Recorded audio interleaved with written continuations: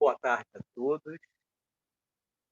Rogamos a Jesus, nosso divino amigo, que nos envolva em tudo espiritualmente, a paz, que todos nós aqui presentes, encarnados ou desencarnados, possamos ser envolvidos e atendidos nas nossas necessidades. Nós começamos na semana passada um novo módulo de palestra. Nesse módulo, a temática é o livro O Problema do Ser, do Destino e da Dor, de Leon Denis, mais especificamente o capítulo que ele vai tratar as potências da alma. Entre as potências da alma, nós temos a vontade, o amor, a dor, o pensamento, o livre-arbítrio e o tema que nós vamos trabalhar na manhã de hoje, que é a consciência, o sentido íntimo. Então, nós vamos trabalhar o que Leon Denis nos apresenta para nossas reflexões. Leon Denis, ele é um dos escritores, porque quando ele escreveu o livro, ele estava encarnado, né? Ele estava muito bem inspirado pelos espíritos, mas estava encarnado, e a elaboração dos seus textos, ele tem sempre um aspecto interessante da doutrina espírita, que é o aspecto filosófico. Tanto que Leon Denis ficou conhecido como o filósofo do espiritismo. E é interessante observar que Allan Kardec, no encerramento do Livro dos Espíritos, mais precisamente na conclusão de item 6, ele vai dizer que falsíssima ideia formaria do espiritismo quem julgasse que a sua força lhe veio da prática das manifestações mediúnicas. Sua força está exatamente na sua filosofia, no apelo que dirige à razão e ao bom senso. Então, isso é um dos aspectos principais que nós precisamos observar a respeito da doutrina espírita. O espiritismo é uma doutrina essencialmente filosófica, embora que os seus princípios sejam comprovados de maneira experimental, no laboratório espírita, que são as reuniões mediúnicas, na comprovação da imortalidade da alma pelos fenômenos mediúnicos, e vai conferir ao espiritismo também o caráter científico. Então, nós vamos entender que o espiritismo está alicerçado em 3 grandes pilares, que são os seus aspectos, o tríplice aspecto da doutrina espírita: ciência, religião do aspecto moral e filosofia. Já esse aspecto filosófico, o caráter filosófico do espiritismo, está, portanto, no estudo, na análise, nas reflexões que propõe ao homem enquanto espírito imortal, na análise da sua natureza, na sua origem e da sua destinação. Então, a temática que Leon Denis vai nos propor, principalmente nesta obra, O Problema do Ser, do Destino e da Dor, nesse capítulo que vai tratar, que é a temática desse bloco de palestras que nós vamos vivenciar nessas semanas, que fala das potências da alma, ele vai nos propor essa análise, essa reflexão filosófica sobre as potências que existem em cada um de nós. Nesse capítulo, a consciência como sentido íntimo, Leon Denis começa o capítulo com uma afirmativa, que é sumamente importante. A alma é uma emanação, uma partícula do absoluto. Então, ele afirma que a alma é uma emanação, uma partícula do todo que é Deus. Então, na essência da alma, nós somos partículas do absoluto, uma emanação do Criador. Ele não está falando dessa aparência do corpo físico. Não está falando da maneira como nos apresentamos na encarnação. Ele está falando da essência que somos enquanto espíritos imortais. Então, a alma, na sua essência, ela é uma partícula do absoluto, que é Deus. Ele está se baseando em O Livro dos Espíritos. Nessa obra, O Livro dos Espíritos, que exatamente na sua questão 88, Allan Kardec pergunta aos espíritos superiores, quando vai tratar da forma e ubiquidade dos espíritos. Os espíritos têm forma determinada, limitada e constante? Essa é a pergunta feita. Então, os espíritos superiores vão responder: para vós, não. Para nós, sim. O espírito é, se quiserdes, uma chama, um clarão ou uma centelha etérea. Então, ele parte do princípio, sob a orientação dos espíritos, que os espíritos são, se assim podemos considerar, uma essência, uma centelha, um clarão, uma chama etérea. Isso na sua essência. E é isso que nos faz ser uma partícula do todo. É isso que nos faz ser a imagem e semelhança de Deus, como está no Gênesis, no livro Gênesis, em que Deus criou o homem à sua imagem e semelhança. Então, nós somos feitos da mesma substância, se assim podemos nos expressar, por falta de termo melhor, nós somos feitos da mesma essência que o Criador. É a centelha divina que há em nós, que nos torna espíritos imortais, criados pelo Senhor da vida. Então, nós temos o DNA divino na nossa essência, por sermos criaturas de Deus, criações do Pai. E o interessante observarmos sobre isso é que, sendo filhos de Deus, criados, tendo uma parte divina em nós, em essência, nós somos uma emanação do Criador. É esse DNA divino que existe como centelha divina em nosso ser. Ele vai afirmar que a vida dos espíritos, ou seja, as vidas sucessivas pelas reencarnações, as experiências corporais que nós, espíritos, vivenciamos, elas têm um objetivo muito bem definido. Qual é a finalidade das reencarnações? A manifestação cada vez mais grandiosa, ou seja, crescente, do que há em nós de divino. Ou seja, essa parte divina que existe em nós, a centelha do Criador que habita em nós, essa emanação que nos faz parte, ela precisa ser ampliada, precisa ser desenvolvida de maneira grandiosa, expandida, à medida que nós vamos aproveitando as nossas encarnações. Essa é a finalidade da reencarnação, fazer com que possamos desenvolver a parte divina que é em nós. E ao nos tornarmos, né, ao expandirmos essa parte divina que é em nós iremos aumentar o nosso domínio, que está destinado a exercermos dentro de nós e fora de nós. O que isso quer dizer? Quer dizer que, como nós somos uma emanação do Criador, nós somos, como suas criaturas, seus herdeiros. Nós somos co-criadores divinos em escala menor, mas passaremos a ser co-criadores futuramente em escala maior.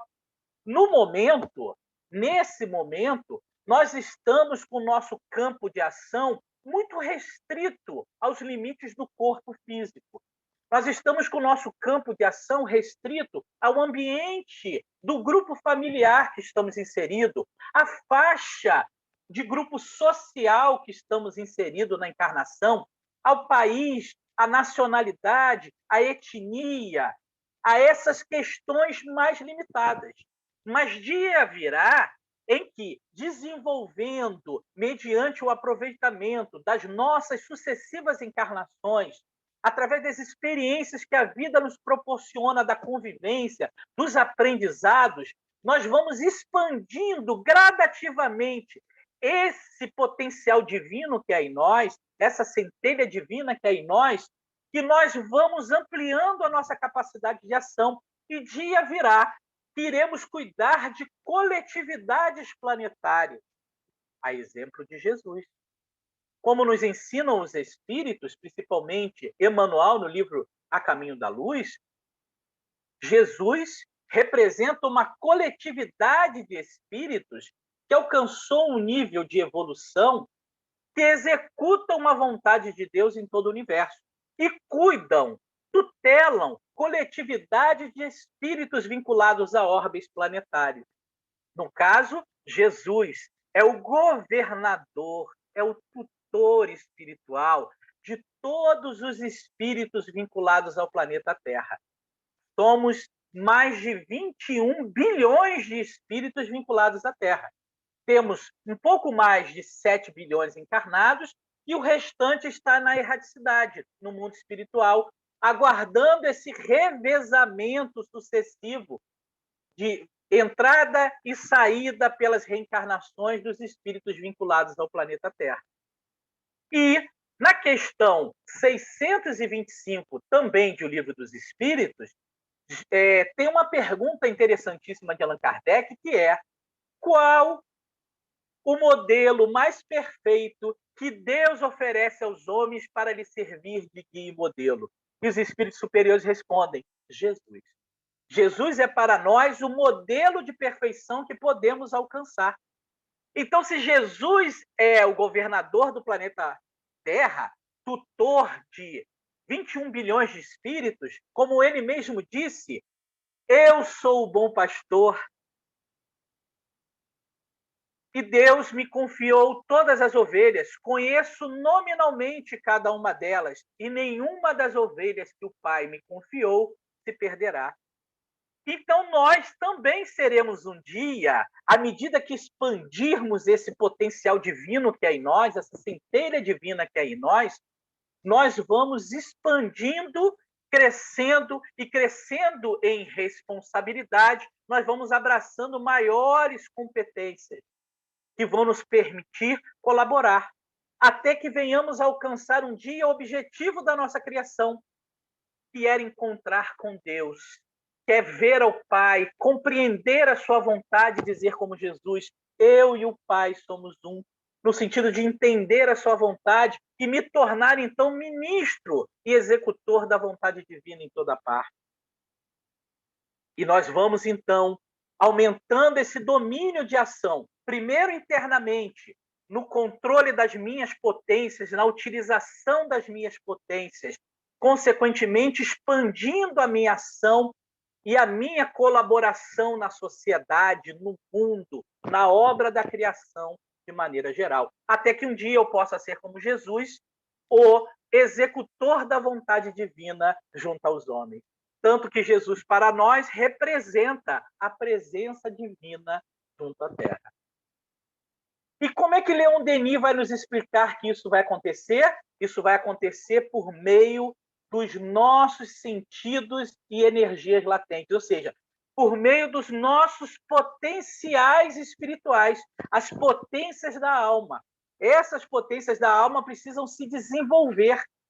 Nós fomos criados simples e ignorantes com a perfectibilidade, a capacidade de irmos nos aprimorando, expandindo o nosso potencial, crescendo em conhecimento, em potência, tanto no campo intelectual, mas principalmente no aspecto moral.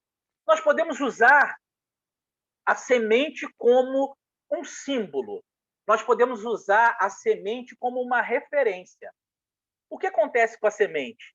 A semente ela precisa desabrochar para florescer e, principalmente, frutificar.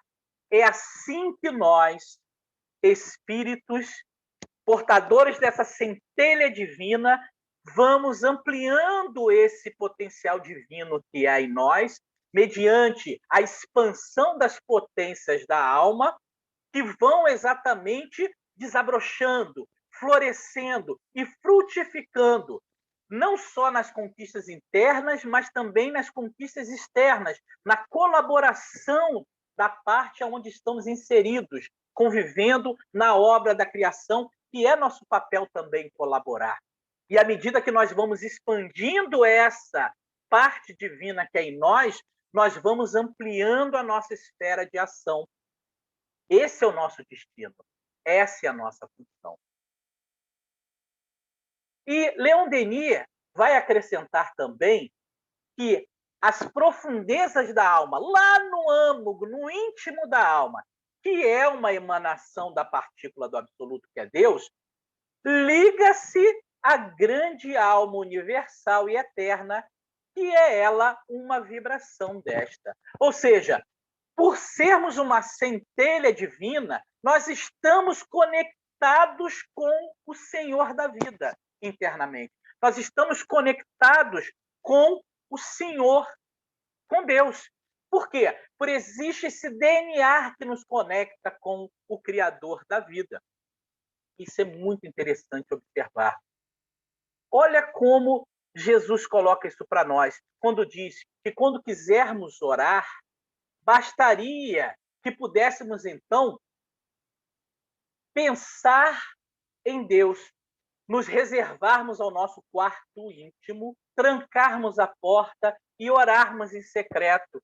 Que o Senhor da vida, que tudo vê até o que se passa em secreto, ouviria a nossa voz.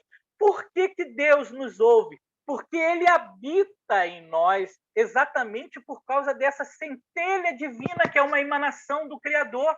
É o Deus imanente, ou seja, é o Deus interno, que está inseparavelmente contido na natureza do ser que somos. Deus está em toda parte, principalmente em nós. É esse Deus imanente que habita em cada um de nós, que fala conosco, que nos impulsiona ao progresso. É como uma bússola que nos direciona ao reencontro com Ele. Porque o objetivo da nossa criação é reencontrarmos com o Pai. É buscarmos essa união com o Pai. Não nos confundirmos e perdermos a nossa individualidade. Não, continuaremos com a nossa individualidade. Isso nunca perderemos. Mas nós estaremos em comunhão com o Pai, porque a nossa consciência estará em harmonia com as suas leis, compreendendo a sua vontade, executando a sua vontade em toda parte. Olha que lindo, né? Que que Leon Denis veio nos propor. Veio nos propor esse entendimento, essa compreensão da nossa natureza, que somos uma emanação do ser divino. Qual é a nossa origem? Fomos criados por Deus, simples e ignorante. E qual a nossa destinação? A perfeição. À medida que expandimos os nossos potenciais da alma, à medida que crescemos em volume, em aptidão, aquilo que há divino dentro de cada um de nós. E que a presença divina está imanente, de forma inseparável, contido na natureza que somos. Por isso, nós nunca estamos sozinhos. Deus está sempre em nós. Isso é lindo, não é? Principalmente nos tempos de pandemia, não tem nada melhor do que essa reflexão consoladora que a doutrina espírita nos oferece. E ele continua, então, Leon Denis vem nos dizer, essa origem e essa participação da natureza divina que a alma tem explicam as necessidades irresistíveis que nós espíritos temos com a evolução e o adiantamento. É uma necessidade de infinito, de justiça, de luz, necessidade de sondar todos os mistérios, mas que não se consegue descobrir apenas nos planos da vida terrestre. Então, essa centelha divina, essa parte de Deus imanente, que está contida em nós de maneira inseparável da nossa natureza, nos impulsiona como uma necessidade irresistível de quê? De evoluirmos, de conhecermos, de buscarmos descobrir os mistérios da vida. E detalhe, de descobrir a natureza que transcende os limites da matéria. Por isso que nós não conseguimos nos contentar apenas com aquilo que a vida material é capaz de nos oferecer. A gente está querendo mais. O homem está sempre, o indivíduo, o ser humano, está sempre se questionando: quem sou eu? De onde eu vim? Para onde vou depois dessa vida? Porque tem que haver alguma coisa além desta vida. No meu íntimo, isso me diz com muita clareza que tem que existir. Qual é a finalidade da vida? Qual é o propósito de estarmos aqui? Ou seja, adquirir apenas a posse dos bens materiais não me satisfaz, não me sustenta. A gente tem essa sede, essa fome, que é uma necessidade, como ele diz, uma necessidade de evolução, é uma necessidade irresistível que os espíritos têm do infinito, da justiça, da luz, do belo, do bem, de descobrir os mistérios da vida. Por isso que o homem está sempre buscando essa necessidade que a perfectibilidade nos impulsiona a crescermos, a evoluirmos, a melhorarmos, a buscarmos, sempre para frente. Emmanuel, ele no livro Fonte Viva, quando ele vai falar da evolução, da lei de evolução, ele diz que é uma carruagem de rodas infatigáveis, ou seja, que não se cansam nunca, que impulsiona tudo e a todos para frente. E nós somos movidos por isso, exatamente por fazermos parte da natureza divina, que nos impulsiona por suas leis ao progresso, à nossa evolução. E como é que nós vamos desenvolver esse atendimento a essas necessidades irresistíveis do espírito? Como é que nós vamos atender essa necessidade de sondar aquilo que a matéria não é capaz de poder responder? Através da consciência. Aí que entra a consciência como esse sentido íntimo. Ele vai nos dizer, Leon Denis, que a consciência é o centro da individualidade, centro permanente, é una e indivisível, indestrutível, persiste e se mantém através de todas as transformações do indivíduo. Então, no centro da alma, no íntimo do nosso ser, está a consciência. E a consciência, como centro da nossa individualidade, ela é indivisível, ela é indestrutível, ela nunca se parte, se perde, nunca perece. E ela vai persistir eternamente conosco, enquanto a alma, por sermos imortais, sempre viveremos, estaremos sempre integrados por essa consciência íntima, que é a maneira que nós temos de interpretar o mundo, de interpretar as coisas, de aprimorarmos o nosso ser. E ela vai se manter, então, através das transformações do indivíduo. É ela que vai ser a coletora, é nela que vão se juntar na consciência todos os aprendizados, conquistas e desenvolvimentos do ser espiritual que somos. À medida das nossas reencarnações, à medida da nossa evolução, a consciência vai se expandindo. Como potência da alma, ela vai ampliando a sua capacidade. E ela, no íntimo do ser que somos, governa o nosso eu. É ela que vai determinar a maneira da nossa interpretação das coisas, dos acontecimentos. Então, reforçando, a consciência é o nosso eu profundo. Ela está na essência do espírito.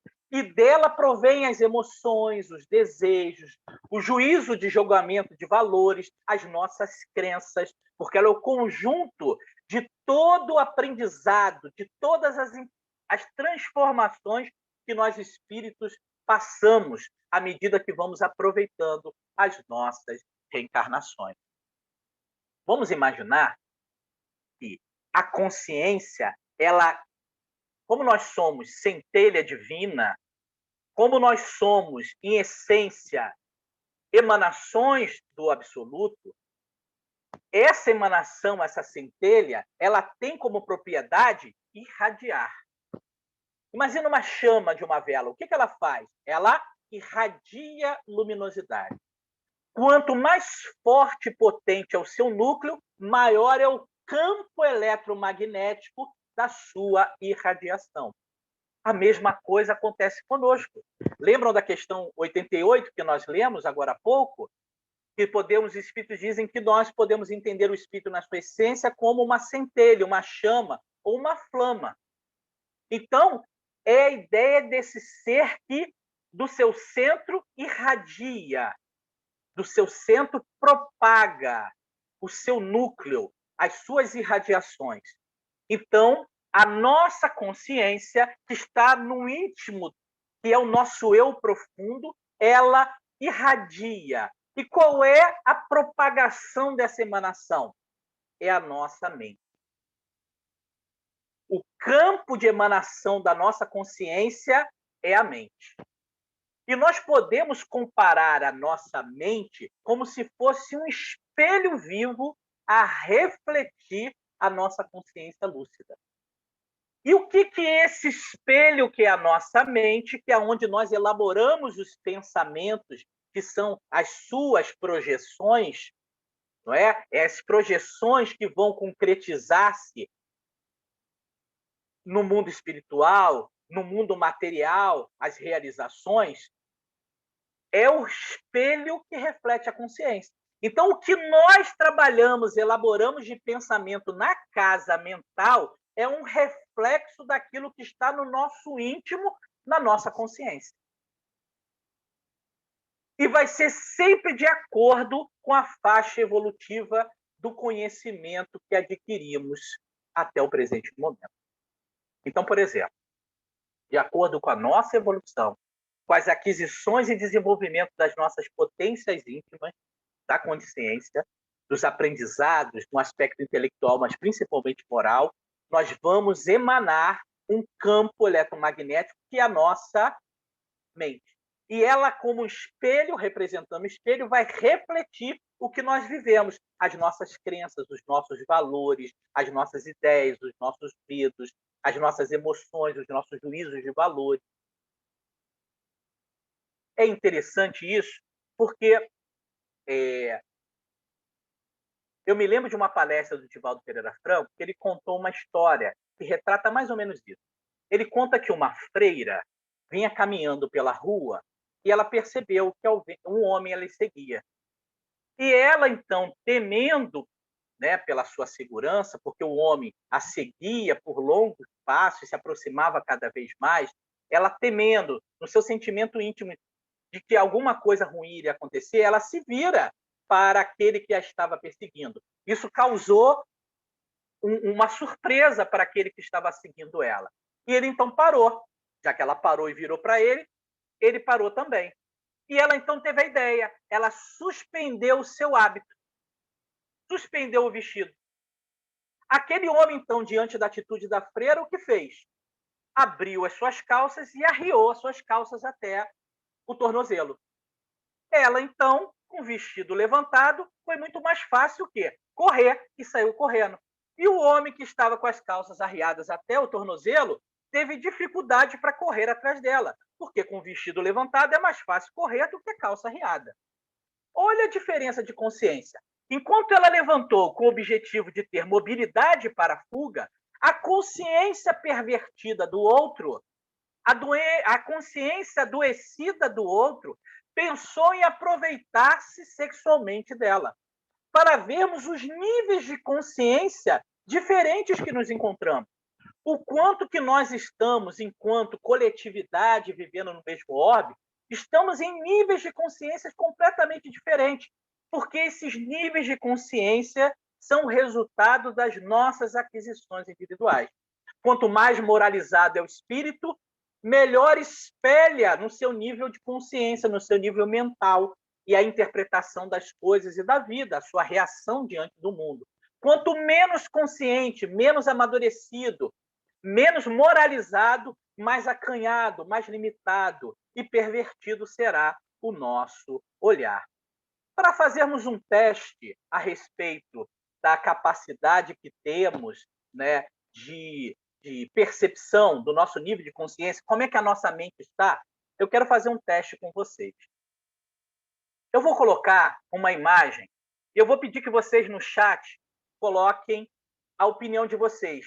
Que forma geométrica para vocês é essa que vocês estão observando? Eu estou pegando emprestado essa técnica do Daniel Kaufmann, que utiliza muito essa técnica. Estou pegando emprestado com ele essa técnica para a gente realizar essa atividade, esse pequeno teste de percepção.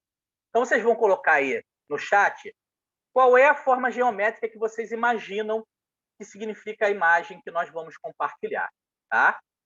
Então, quando vocês olham aí, está todo mundo enxergando? Então, quando vocês olham, que forma geométrica vocês estão enxergando? Coloca no chat aí. Que forma geométrica vocês estão enxergando?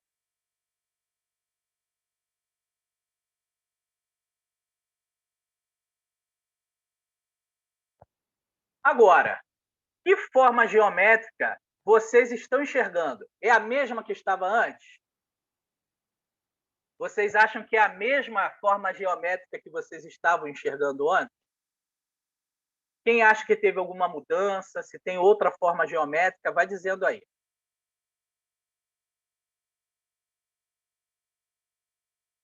E agora? Nesse terceiro momento, a forma geométrica que vocês observam é a mesma que as duas anteriores? Ou que forma geométrica é essa? Teve mudança? Não teve mudança? O que vocês acham?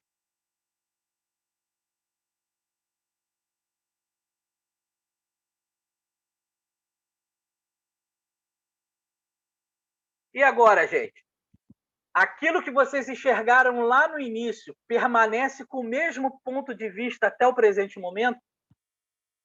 Ou o ponto de vista de vocês sofreu alguma alteração? Nós vamos observar, então, deixa eu ver o que o pessoal respondeu aqui no chat.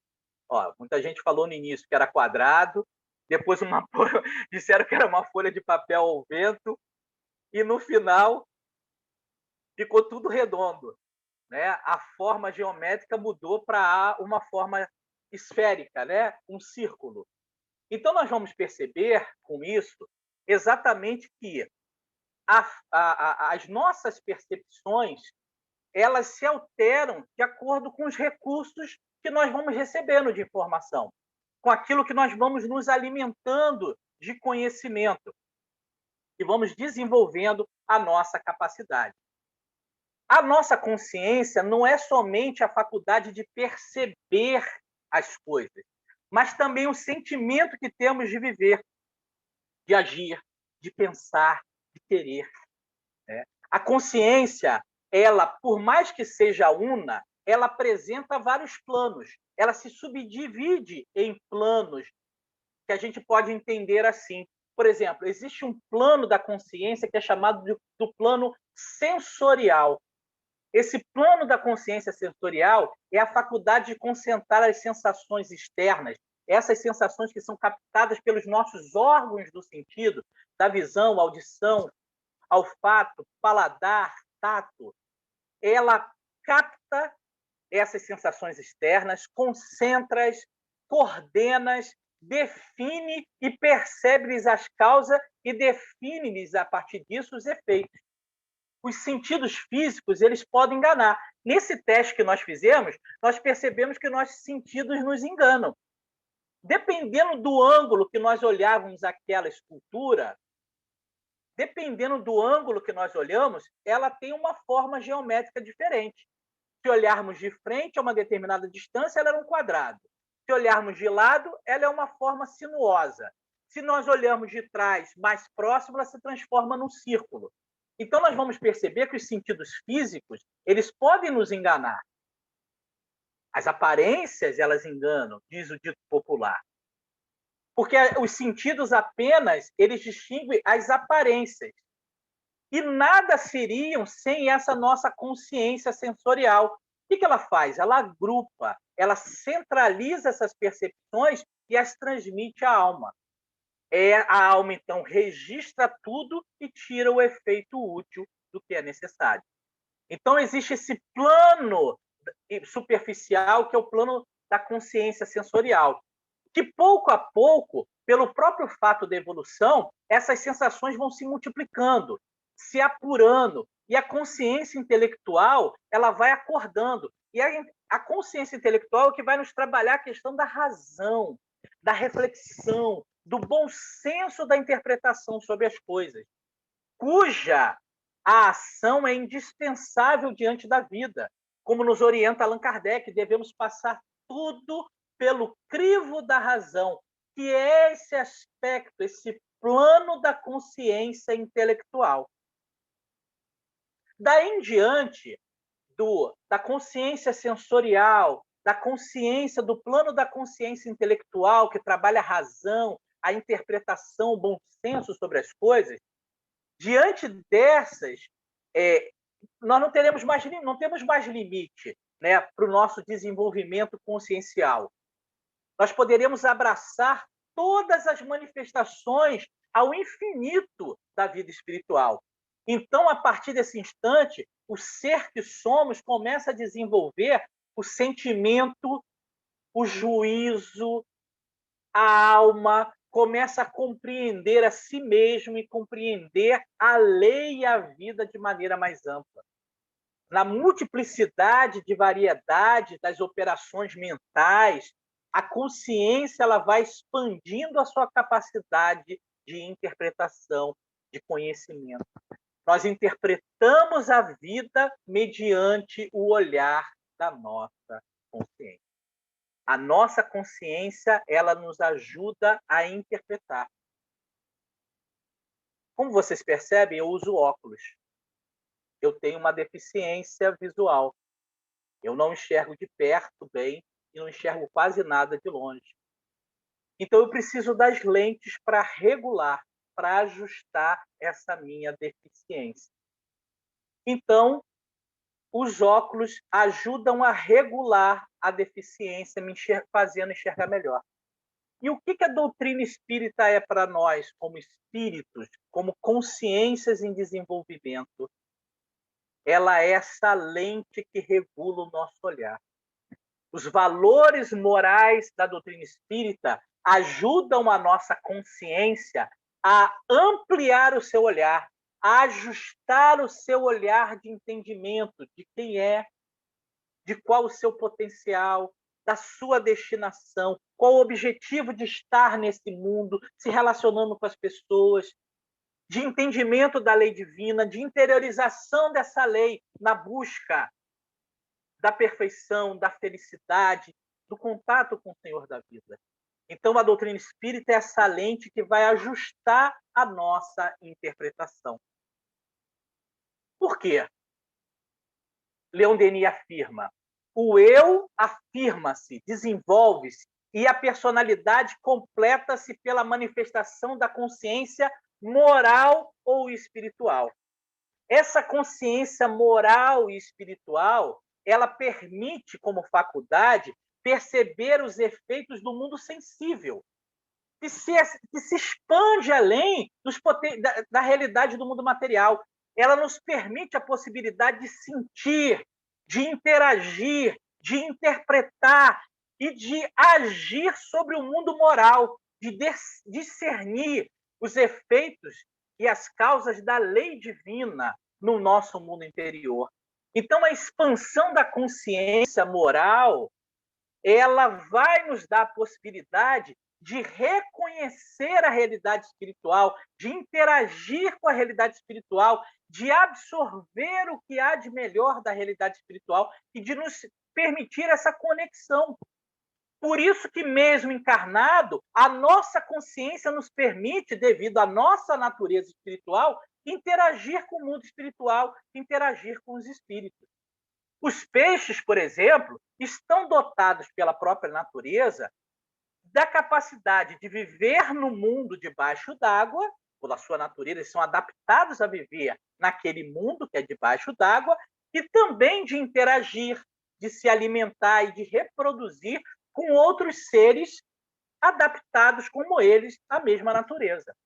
Nós, como espíritos imortais, também somos adaptados por natureza, com a expansão da capacidade da consciência, de interagirmos com o ambiente que nos é próprio por natureza. Que ambiente é esse? O mundo espiritual. E de registrarmos e interagirmos com os seres iguais à nossa natureza. Somos espíritos.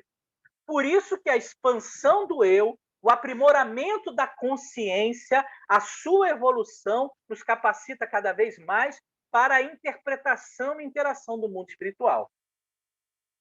Leon Denis afirma que a maior parte das grandes descobertas que acontecem na nossa sociedade, no mundo material, não foram só de ordem física, não foram produtos só do trabalho físico dos homens, mas que uma confirmação das ideias percebidas pela intuição ou sentido íntimo que vem do campo espiritual. Ele dá o exemplo de Isaac Newton. Isaac Newton, por exemplo, havia muito tempo que já concebera o pensamento da atração universal, da gravitação universal. E quando houve a queda da maçã, ele observou e conectou com as ideias que ele já havia pensando.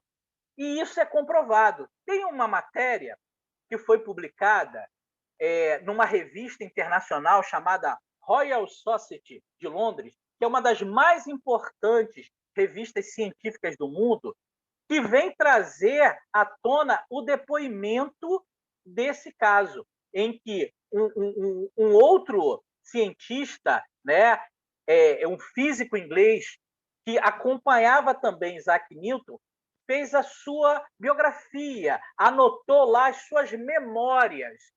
E dessas memórias de Isaac Newton, ele retrata que a primeira vez que ele detectou um trecho dela é assim, ó: depois do jantar, fomos ao jardim, tomamos chá, sob a soma de algumas macieiras.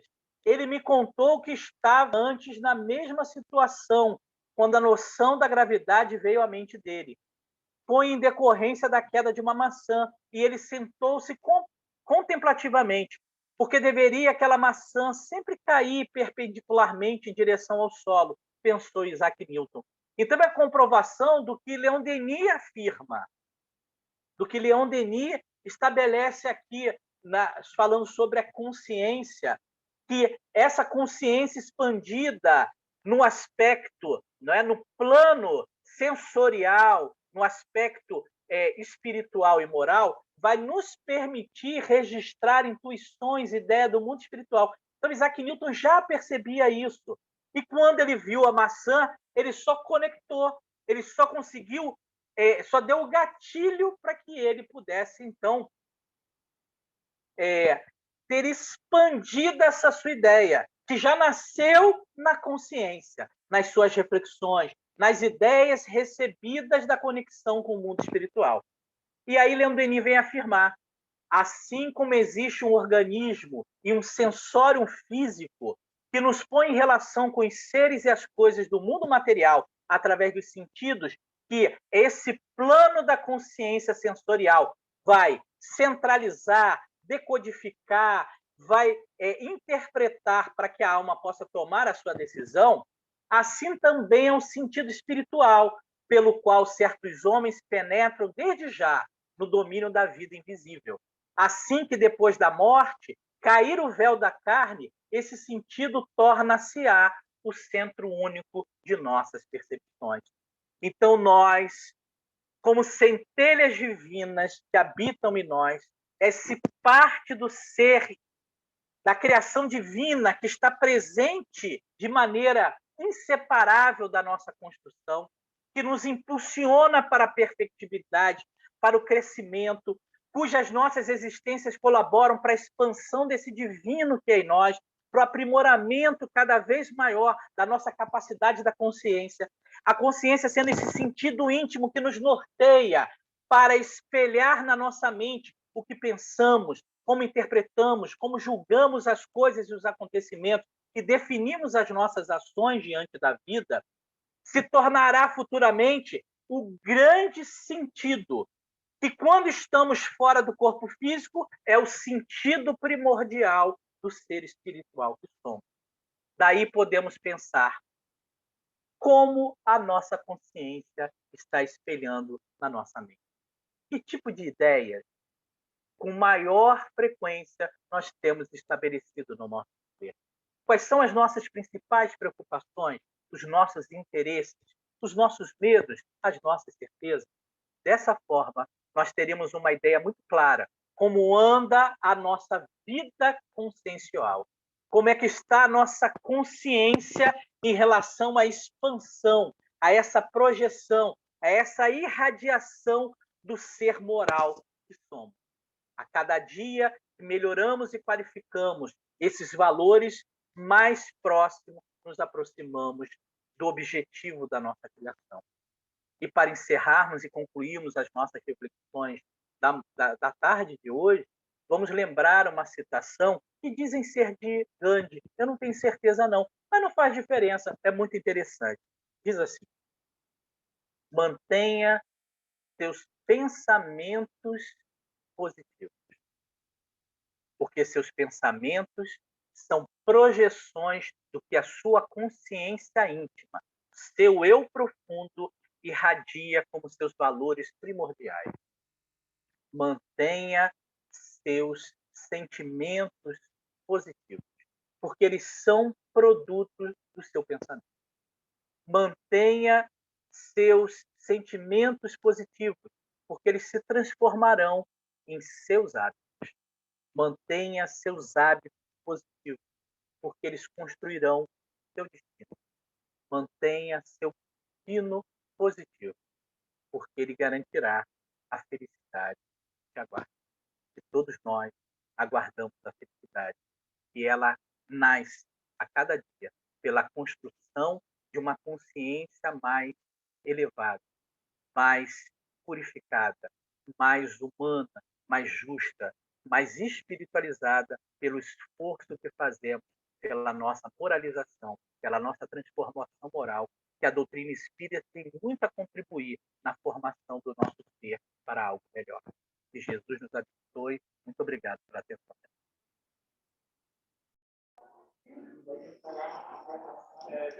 Agora, então, nós teremos o nosso momento de uma música